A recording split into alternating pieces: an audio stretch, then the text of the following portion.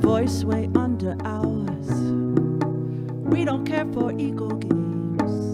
Let this energy just feed in this moment what you need.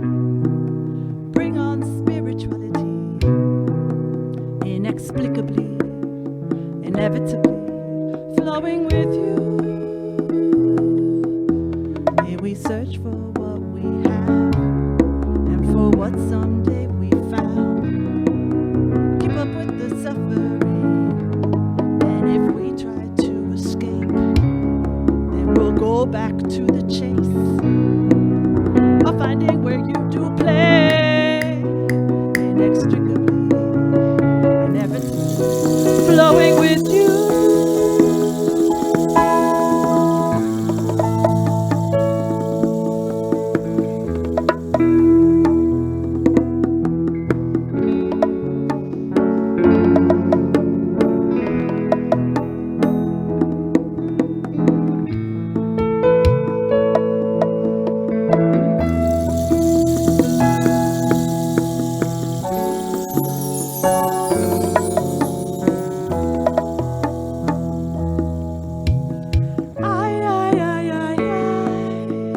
Intuition to fruition. Oh, oh, oh, oh. The past, let's go.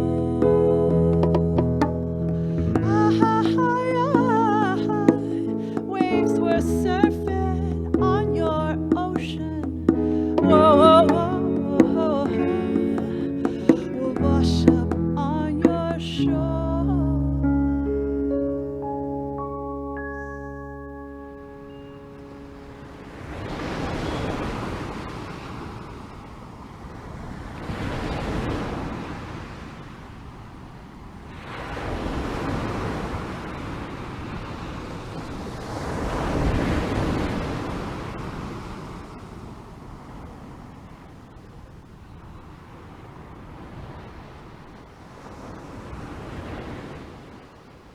Yes, the truth does set us free.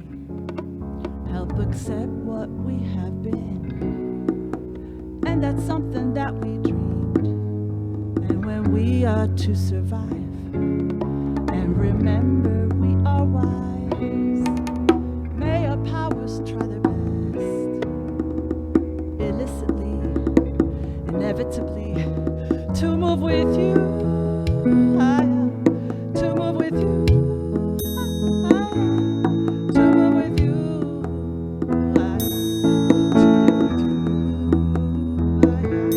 To live with, to live with, to live with you. To move with, to move with, to move with you. To live with, to live with, to live with you. To move with you. To move with you. To live with you.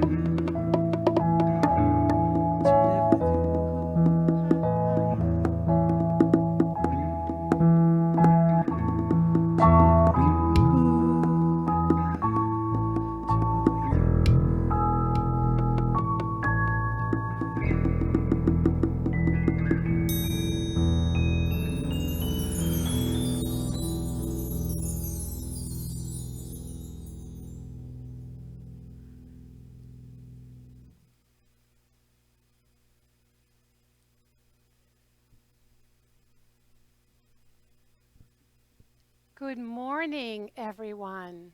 Welcome to Center for Spiritual Living Morristown broadcast. So wherever you are watching from, whatever time of the day or day of the week, good morning, good afternoon, good evening, good middle of the night. Our theme for the year has been 2020 Vision, and for September, it's Facing the Fear. And today the topic is Take a Leap. And we are really, really blessed to have some wonderful guests with us. And I'm really excited because for the music, you just got to experience three amazing people. Monica Garcia Medina with Bien Minosa and Rich McClusky. And today what I'm talking about is the whole wrapping up the theme for September, inviting you to take a leap of faith, which can be just one teeny tiny step And think of it as expanding then and of going deeper into faith and truth. And as religious scientists, or those of us who say we're on a spiritual path, we really get to model the way by living the truth principles and by living our faith. So my name is Frankie Timmers, and I'm the spiritual director at Center for Spiritual Living Morristown. Check us out on our website if you'd like to know more about us, www.cslmorristown.org. And if you're on Facebook, interact with us.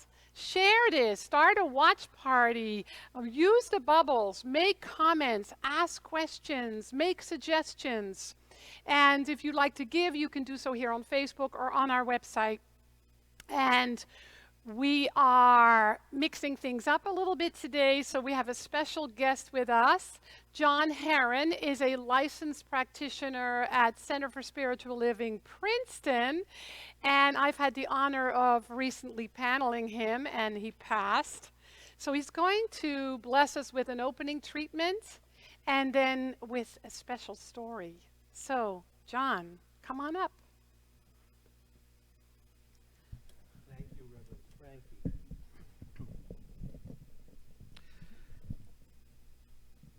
So this word is for each one listening, wherever each one is, out on the internet, whatever time of day it is, whatever situation. I am now knowing that there is one truth, one life, and this life is infinite loving. And this infinite loving has created this universe and is creating it in every moment. And therefore, it is creating each one who is participating and listening to this service. And since that is so, I know that each one is now living, experiencing, and expressing that one divine truth, creating their lives, consciously choosing the truth that is theirs. And each one is now receiving what they came to receive. This is a divine appointment, a divine time. And each one is knowing a deeper, fuller truth and experiencing it and expressing it in their lives. And since this is so, I know that each one's life now jumps off to something greater, something fuller. And I am deeply grateful that this is so. I release this to the law, and since that is true, it is now so, and so it is. So I wanted to tell a little story. When I heard what Reverend Frankie was talking about today, I was reminded of a story that I heard years ago that I love. So there's this man, and he wakes up in the morning and he finds himself lost in the desert. He has no idea where he is, just he looks around and he sees, I'm in the desert. And he has only two things with him, a bottle of water and a packet of peanuts. He's nowhere. He has no idea where he is, and so he starts to wander because he has no choice. And he realizes that the faster he finishes the water and the faster he finishes those peanuts, he'll have nothing left. And as he goes, he takes a sip of water, he looks around, he sees nothing but desert. And on the second day, there's only a half a bottle of the water left, and he's forced to drink it because his throat is so parched. And then all he has left is a handful of peanuts. And every few hours he eats one peanut. It's the only nutrition he has. It's all that's available to him. And so he moves forward, and then just when he gets to the edge and he has no more energy to move, off in a distance, he notices a speck of white. And it seems like he suddenly is smelling something, like the smell of ripe fruit, just off in a distance. And he's not even sure whether it's a mirage or something real. All he knows is that he's on his last breath. He can barely move. So he staggers forward, and as he staggers forward, the fragrance seems to get stronger, and he sees off in a distance an oasis in the middle of the desert. And he can't quite see what it is yet, but it pulls him forward, gives him new energy. And so as he gets a little closer, he sees that there's a tent and there's an oasis. And the fragrance is coming of ripe fruit like strawberries and ripe pears and maybe roasted meats and vegetables. And as he gets closer, he sees, yes, there is this tent set up in the middle of the desert. And in it is a feast set out. And there's a sign that says, "This is for you. Take as much as you want." And so there he is, and he comes right to the edge in front of this great feast. And he has in his hands the remains of that packet of peanuts. And now they're rotten from the heat. But he has a decision to make. This handful of rotten peanuts, he knows what this is. It gave him sustenance at a time that he needed sustenance.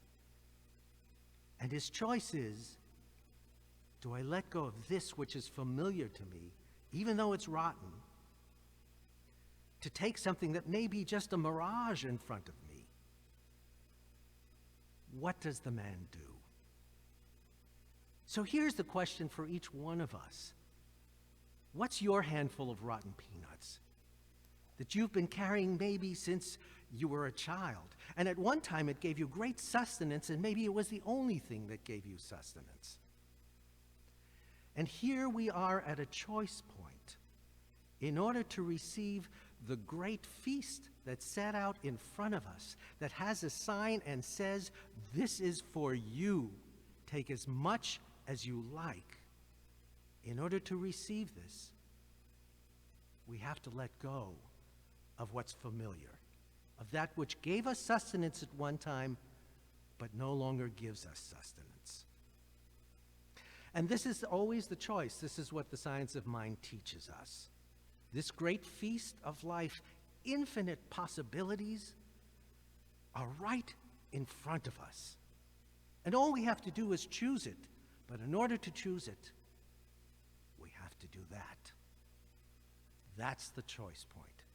And I'm really looking forward today to hearing what Reverend Frankie has to teach us about this leaping off point. So thank you so much. I'm John Heron. I'm a practitioner with the Center for Spiritual Living in Princeton. Thank you.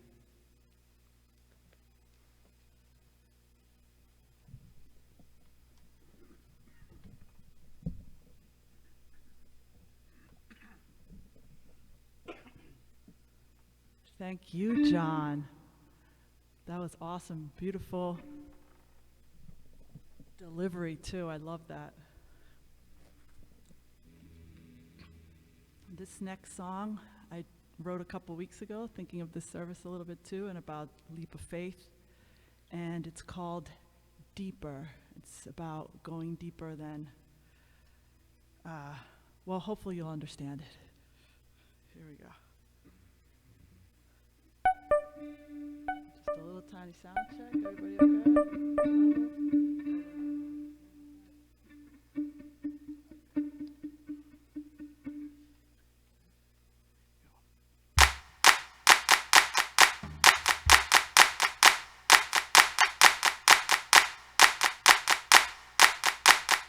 More, bigger, mine, faster, louder, more, plastic, garbage,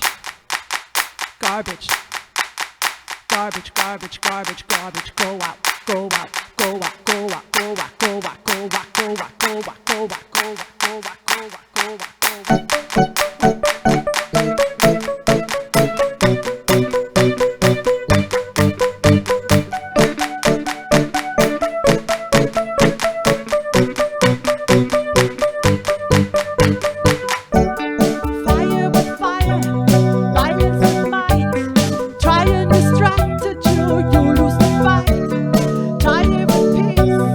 Try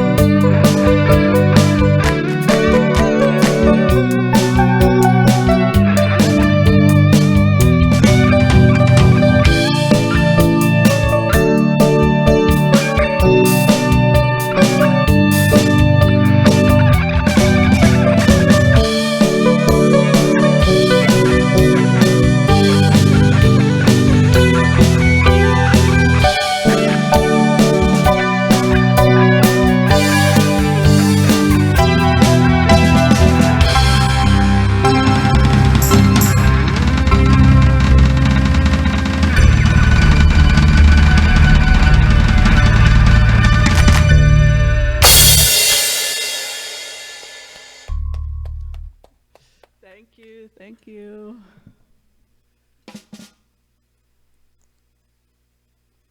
Our very talented Monica Garcia Medina and her band, her new band. We have to come up with a name. Ah, so glorious.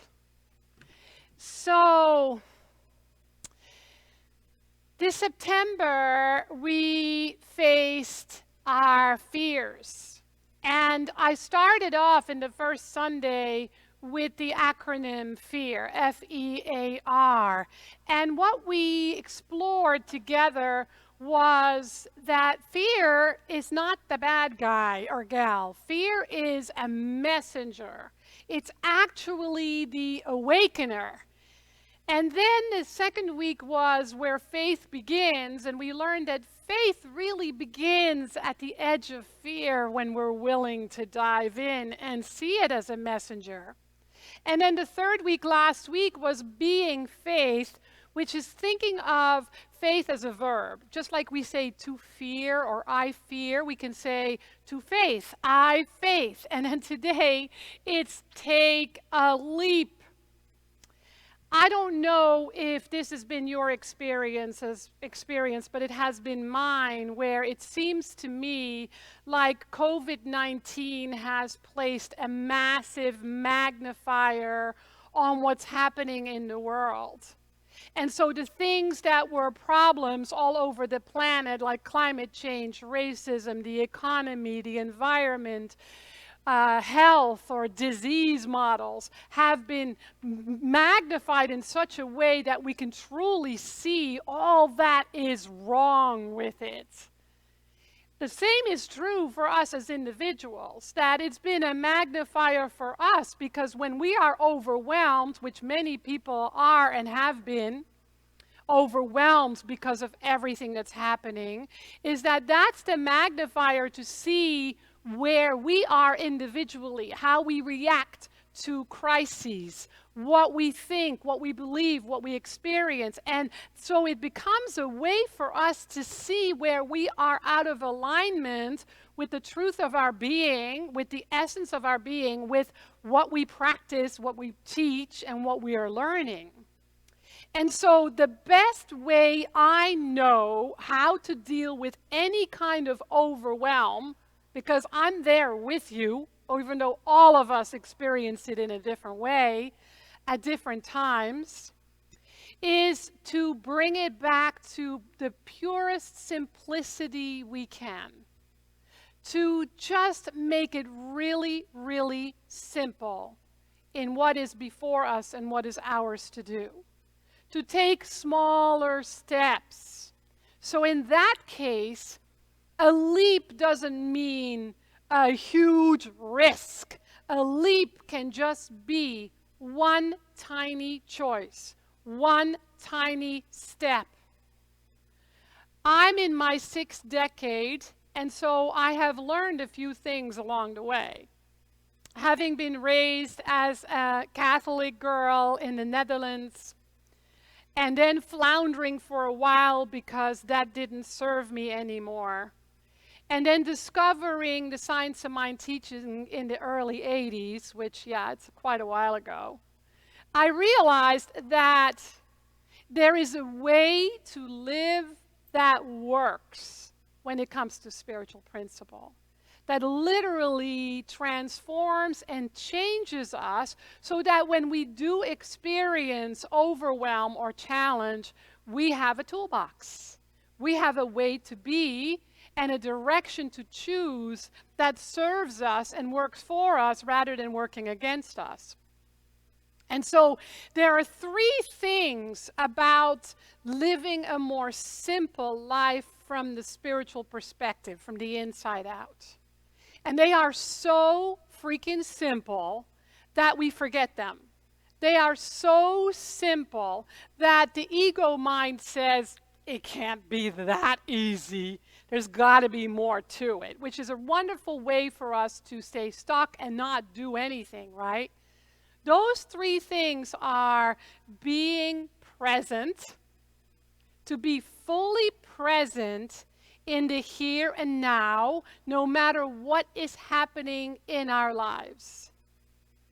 What helps me to be fully present in the here and now is to take a deep breath, because I often want to do this fight or flight thing, right? I want to look back and see what didn't work, or look forward and try to fix it and change it, try to control it. But just to be fully present in the here and now, body, mind, spirit, and just take a breath. The second thing is go to truth. To turn to the truth with a capital T, whether you call that God, Goddess, Spirit, universal wisdom, the infinite intelligence. It is the center of our center, the truth of our being, the part of us that never dies and is never born. It is ever present and it's ever available. To turn to that, and again, to pause and to listen. And the third thing might totally surprise you, because I was born and raised in it and with it. And it seems to not be so in this culture. I don't know. But it's common sense. And I'm thinking about creating some kind of a workshop called Common Sense Spirituality out of that. It's just common sense. We often know what common sense is for others, but we forget, right, to apply it to ourselves. There's common sense, and in being conscious, making choices from that place, making decisions, moving into action instead of staying stuck. Because to me, being stuck is not an option, at least not a conscious choice as an option. So we get to take a bigger breath in the here and now, in the essence of our very being, in the common sense way of being alive. There's a wonderful passage I like to read from the Science of Mind textbook. I'm going to read it a little bit slowly because I like to make some of the text neutral gender, because Ernest Holmes uses a lot of he, him, his, which leaves half of the population out. So I'm going to make it more neutral gender and more personal.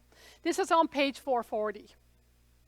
When your thought rests entirely upon yourself, you become abnormal and unhappy.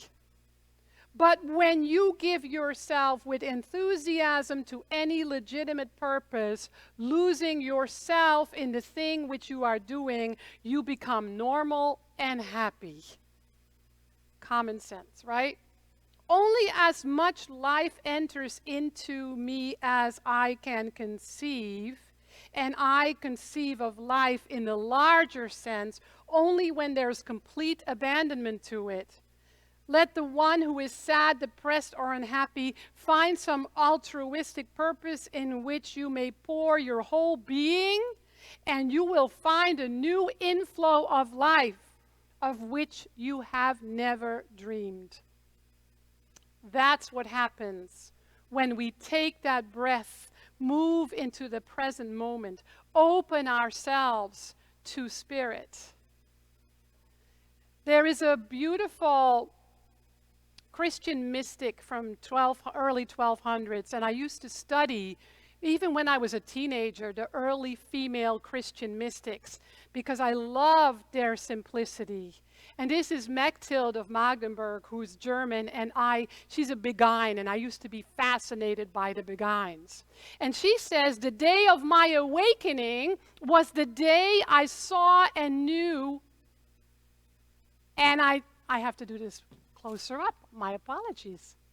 The day of my awakening was the day I saw and knew I saw all things in God, and God in all things. Easy to memorize, right? So we take that bigger breath. We remember that there's something bigger going on, that there is a bigger breath available, literally and symbolically. And we remember that our ego nature, which is our personality, our humanness, is just the vehicle. It's the instrument. But there's something so much bigger happening inside of us. So when we have this tendency to take a smaller breath, or to hold our breath, or to be afraid to breathe, we have to remember that that's just fear, the messenger. Fear, the awakener. Eckhart Tolle calls our ego nature the pain body. The pain body itself just wants to get fed. So the ego nature, the human nature, the pain body loves drama and loves conflict. It kind of thrives on it. It's kind of like an addictive way of being in the world. Doesn't it feel that way to you? And it's the one that thrives on duality. It loves to say, yeah, but, instead of and, it says either or. It lives in duality. It forgets that conflict is not necessary and conflict only happens inside of us. And so it wants to be right, it wants to be fed, it wants to fix things, it wants to be soothed, and it settles for a handful of rotten peanuts. And thinks that that's it. That's our lot. Instead of the beautiful oasis that is on the horizon, that requires us to take a leap of faith, even if it is one little step. And so it's important for us to be aware and to be present and to take that breath and to remember our divinity. And whether we call it our divine nature, our soul, our higher self, our higher power, spirit, God, goddess, it doesn't really matter what we call it as long as we feel something when we call upon it. And so it's that bigger breath, right? And that means that when we are in that desire to be free, in that desire to have peace, in that desire to experience harmony and health and transformation and a world coming together, that's a real thing that already lives in us, that wants to be birthed and expressed, and that wants us to take that leap. It's not just one way. One of the reasons why I left Catholicism and floundered for a while is because I wanted to experience my faith my way. I wanted to experience my connection with the divine my way. And I wanted to live it my way. And it's so unique to each and every one of us. We have to find our way and live that. And so now that I do, I feel so grateful and blessed to be in this beautiful teaching that truly doesn't just transform our lives, but as we model the way, it transformed the lives of those around us. So let's leap. Let's take a leap individually. Let's take that leap collectively. Let's us who say we are spiritual beings on the spiritual path or are religious scientists, let's model the way. We get to show something really amazing to the world. And whether it's this community or you and I as individuals or everyone on this planet, you know you want it. You know you want that. And you know what you want. You must know that what you want is real. It's the oasis in the desert awaiting you. That freedom, that joy, that harmony, that peace, that creativity. But it must happen within first.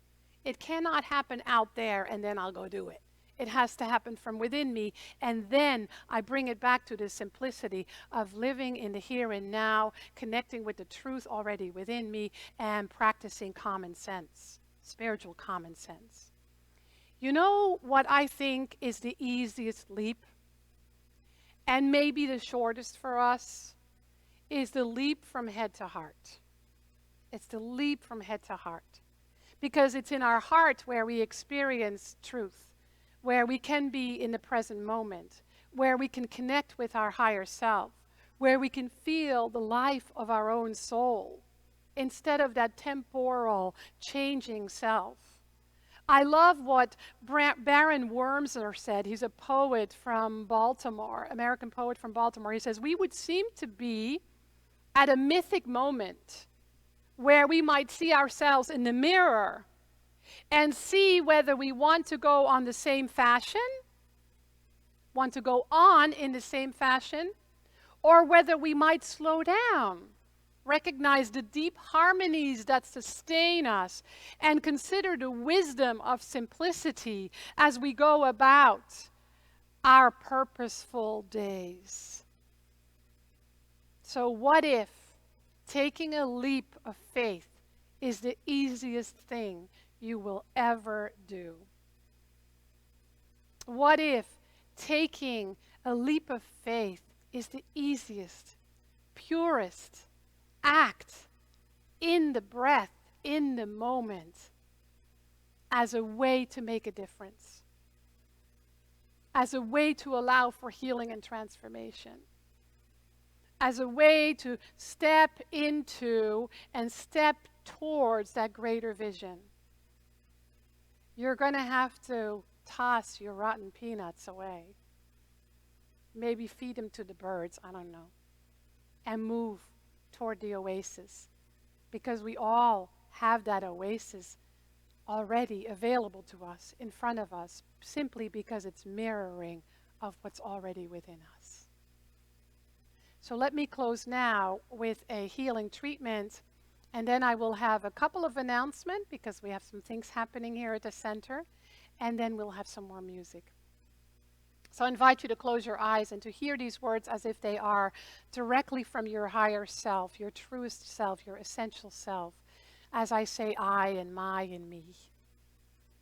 Right here, right now, as I stand here solidly grounded, I feel my heart beat.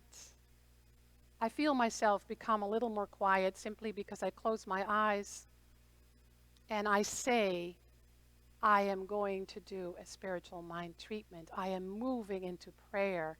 Something in me resonates right away when I make that decision.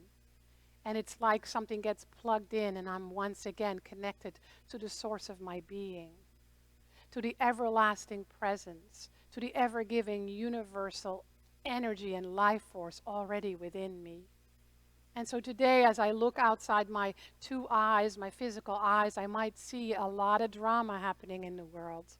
But inside, I know there's only one life. That life is God's life. That life is perfect. That life is my life now. That life is pure love, pure peace, pure harmony, and has solutions to every problem I might encounter. And so I breathe and I listen and I trust and I surrender and I wait long enough to receive inner guidance.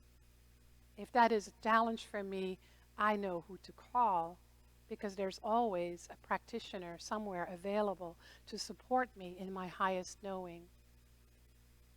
And so today I open to the truth of my very being and take a leap to live it in my next act, my next action, my next step, my next thing to do, my next thing to be, individually and collectively.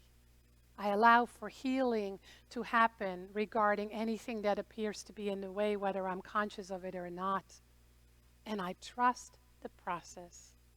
I am infinitely blessed where I am, whom I am with, and who I am co-creating this experience with, whether it is in my home, in my spiritual community, in my town, or beyond.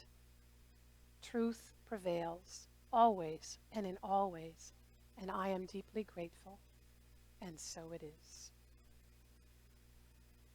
And so what I want to tell you right now is those of you that are interested in or excited about a class, we have a class that is coming up this week with our beautiful Reverend Janice Ballara, who has taught here in the distant past, but she's back with Revealing Wholeness in these evolving times. It's a 7-week class. It's an accredited class through Centers for Spiritual Living, for those of you that want to move on to practitioner or minister, and it's Wednesday nights from 7 to 9 and Thursday mornings from 10:30 to 12:30. Of course, that's Jersey time.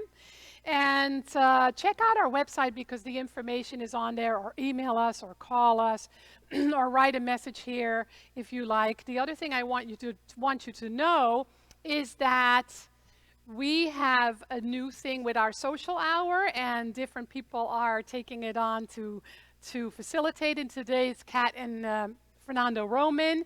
So if you don't know about any of this, just email us at office@cslmorristown.org, and we'll let you know how you can get on our email list. I thought we had yoga last week, but apparently we made some mistakes. And so there's yoga this Tuesday evening with Steve Tarsitano on Zoom. Let us know if you're interested. It's 6:30 to 7:45. And then every fourth Tuesday.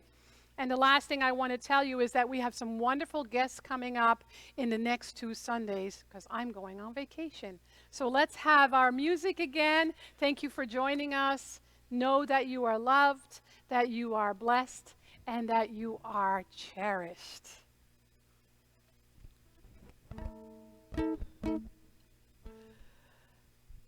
Thank you so much, Frankie, for the wonderful message and your energy.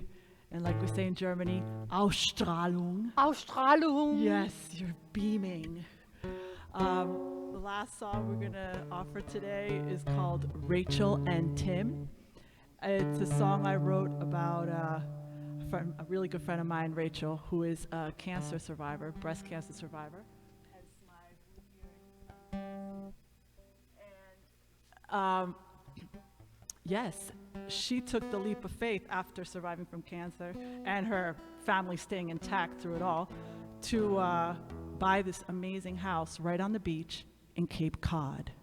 And I went there last summer, and it was heaven. And this is about their story.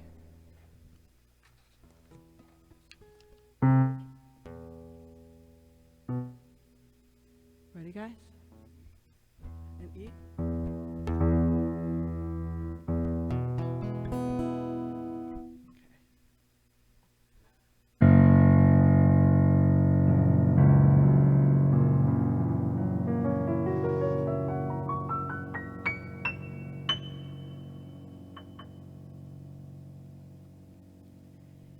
He plays the bass.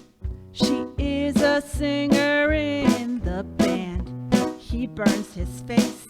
She tans. She likes to tell jokes about boogers, farts she'll let out. 'Cause you know that she's a vegetarian. She's his beauty. He's her soul.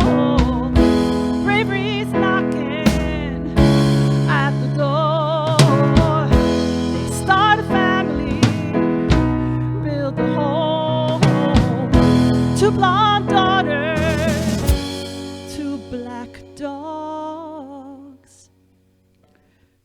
She gets real sick. The pain starts spreading, she can't hold back. He starts to step up his act. Trial and error make them stronger. And liberation take them house on the Cape. Sweet breezes fill them with melody. Their piece of pie, prosperity. He plays the bass. She is a singer in the band. He burns his face. She tans.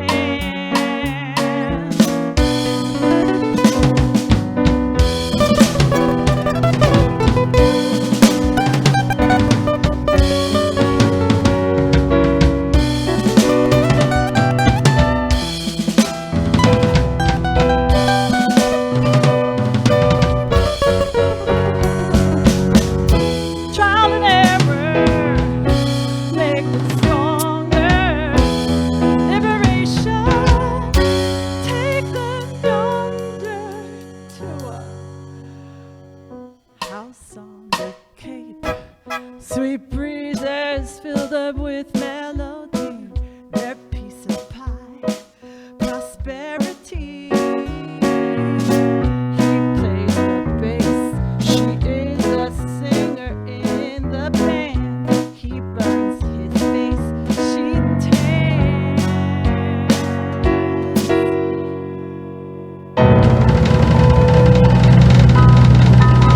Have a great rest of your Sunday, everybody.